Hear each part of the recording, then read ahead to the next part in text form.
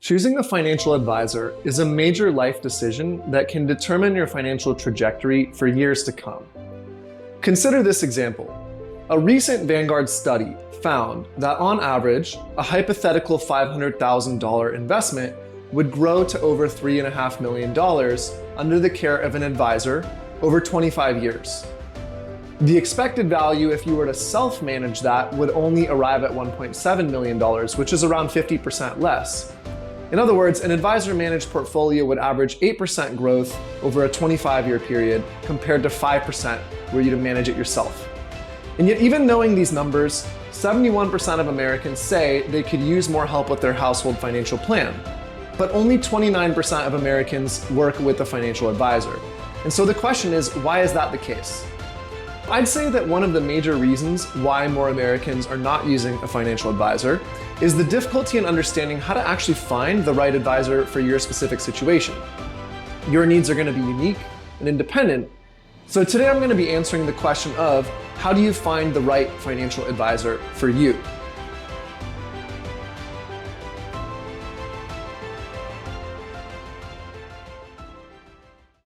Okay, to begin, I recommend breaking the project of finding the right financial advisor down into 7 steps. The first step is decide what areas of your financial life you're going to need help with. Step number 2, understand how financial advisors are compensated. Step number 3, understand the difference between small and large financial advisory firms. Step number 4, understand the different qualifications and designations that advisors can obtain. Number 5, understand the different areas of focus that a financial advisor might specialize in.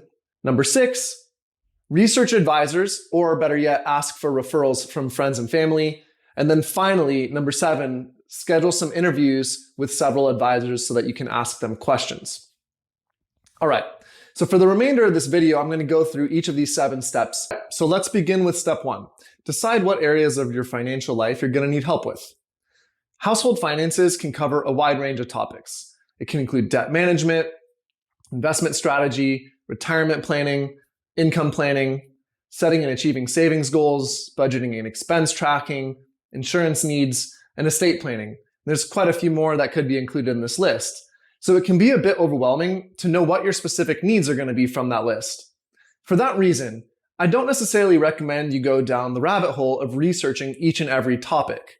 My advice is to begin by scanning the list. You just need to understand the terrain of what should be covered during a quality financial planning process. When you get to steps 6 and 7 and begin to actually communicate with advisors, you'll understand the landscape of your potential needs. A qualified and trustworthy advisor will be able to help you hone in on the top priorities very early in the interviewing process. All right, step 2, understanding how advisors are compensated. So how an advisor is compensated is going to determine the types of recommendations they make to you, the client. Because of the wide range of compensation models, not all financial advisors will have your best interests at heart. When you get to step 6 and 7 and ask the advisors you're interviewing how they are compensated, it's critical that you are able to understand their answers. And that's why I recommend beginning your research by understanding the 4 ways that financial advisors can get paid. All right, method number 1, commission-based financial advisors. This type of advisor gets paid a commission on the front end when you, the investor, select an investment product that they recommend. They have a relationship with the broker-dealer or insurance company that incentivizes them to share a limited range of products with you such that the financial advisor is compensated for successfully steering you into the broker or insurance company's products. Method number 2 is called fee-based financial advisor. Fee-based financial advisors receive hybrid compensation. The advisor might do a dollars per hour style agreement for a financial plan, like a retainer fee or an hourly rate. In addition, the advisor may also receive commissions for successfully steering you into investment products of companies that the advisor is affiliated with. All right, method number 3, a fee-only financial advisor. Fee-only financial advisors work on a dollars per hours arrangement. The financial advisor is compensated only from the fees that they charge you, the client. There's no relationship with outside vendors, such as a broker-dealer or insurance company, through which the advisor receives commission-based compensation. And then finally, the 4th method, which is called assets under management. AUM fees, or asset under management fees, are pretty universal across all three types of advisors. If you as an investor choose to delegate the management of your investment portfolio to an advisor, the advisor will be compensated via AUM fees, typically around 1% of the total value of the assets being managed. All right, step 3. Understand the differences between a large and small financial advising firm. So let's begin with large national financial advisor firms. Large national firms such as Ameriprise or Northwestern Mutual, or even the big banks like JP Morgan Chase or Wells Fargo, all have one thing in common, and that's that they're huge, which means lots of resources, broad ranges of experience, research teams, among other things. And these are all benefits of the economies of scale that the larger firms have. They allow specialization and delegation and can be a big asset in the financial process. There are, however, downsides to larger firms. Larger firms typically have incentive structures based around commissions and the sale of firm-specific proprietary products, which means that the financial advisor is incentivized to present a more limited range of products or options to you as the client. The advisors at larger firms are also incentivized to go out and gather more new clients rather than focus on the ones they have, because they need to sell products to make their money, and new buyers means new sales. All right, the second is smaller local financial advisor firms. Smaller local firms are typically registered investment advisors, and these are unaffiliated with one specific vendor. They typically have relationships with multiple custodians and multiple vendors, especially if the firm is a fee-only or fiduciary. Smaller firms will eliminate the conflict of interest that exists in this industry by eliminating comp structures built around commissions and sales. Smaller firms, however, may not have the same resources in terms of research departments or large advisory teams. They make up for that by having a more holistic approach, by getting to know the client at a deeper level and creating a longer, more intimate, lasting relationship. And where large firms may also have asset minimums in order to work with a client, oftentimes smaller firms will not have the same restriction, making them more available to help a broader range of needs. And then finally, working with a smaller firm, you're not going to feel like just another number. You're going to have direct access to your advisor and the service that comes with an unencumbered relationship. Okay, moving on. Step number 4. You need to understand the qualifications and designations that the advisor has. So in order to give investment advice, advisors are required to obtain specific credentials. As with any credentialed industry like accounting or legal fields, not all credentials are created equal. The baseline standard in order to be qualified as an advisor are Series 7 and Series 66 or 65 licenses. These are really rudimentary and extremely basic. They provide book learning towards a test, kind of like the real estate salesperson exam, which, having completed these exams personally, is completely inadequate to qualify someone to be a comprehensive financial advisor. So many financial advisors stop there because there's really no industry requirement that a financial advisor pursue higher learning or credentialing. And as a result, much like the real estate industry, because the barrier to entry to obtain the licenses is so low, each year many new advisors join the industry simply to wash out because they lack the skill or experience to successfully handle complex client situations. Now, there are a ton of higher education credentialing options in the financial advice space above and beyond the Series 7 and 66 or 65. The gold standards of the industry are either the CFP, Certified Financial Planner, or the CHFC, Chartered Financial Consultant.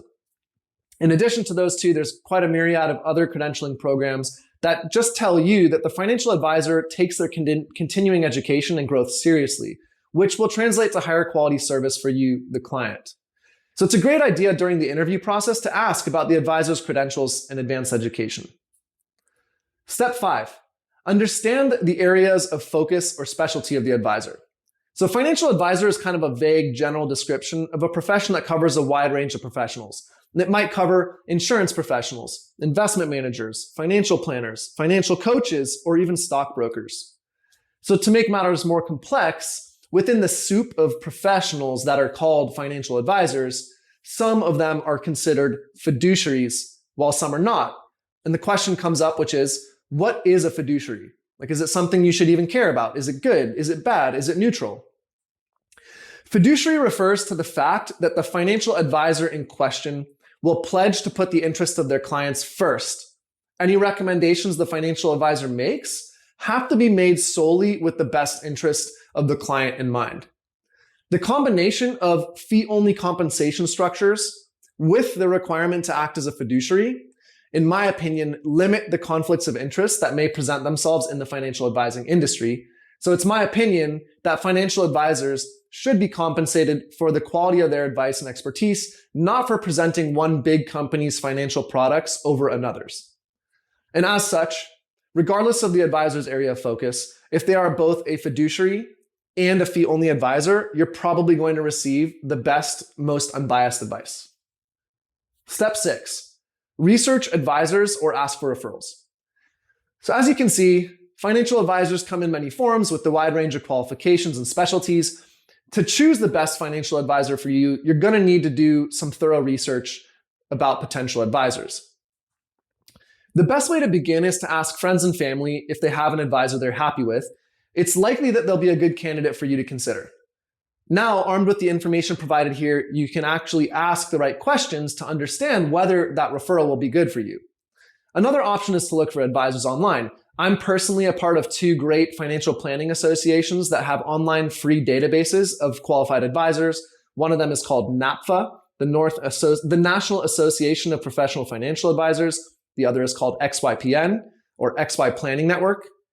Just bear in mind that simply because the advisor is listed on one of these databases does not necessarily mean that they're a fiduciary, nor does it indicate which of the financial compensation models that they actually work under.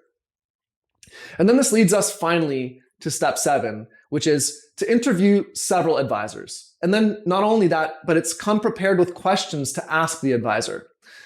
So once you arrange meetings and an interview with financial advisors, here's a list of questions you can come prepared with.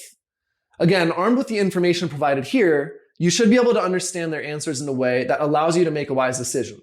Question number 1 is, are you a fiduciary? Number 2, are you always acting as a fiduciary? Some fee-based advisors may not always act as fiduciaries when selling commission-based products. Question number 3, how are you compensated? Number 4, what is your approach to financial planning?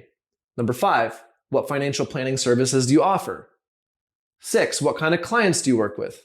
7, do you have account minimums? 8, do you have any conflicts of interest? 9, what info should I bring with me when we're developing my financial plan? 10, how many times and how often will we meet? And then lastly, will you collaborate with my other professionals like CPAs or attorneys? All right, in summary, identifying the right financial advisor for you can feel overwhelming. While you should remain cautious in your decision, the right financial advisor for you can truly unlock your financial potential and help you achieve your goals. It's worth spending the time and effort to identify someone who can help you do that. If you have any comments or questions, please include them below this video. I appreciate your time and attention and hope this was a helpful and thorough investigation into how you can qualify and find a financial advisor who can help you achieve your financial goals. Hey, so if you found this video helpful, I'd like to invite you to watch my new masterclass. The topic is how to increase your retirement income by 30% and avoid running out of money in retirement. You can watch the video for free by going to app.thepeakfp.com/free training. I'll include a link to the free masterclass in the description as well as the comments below. Thank you so much.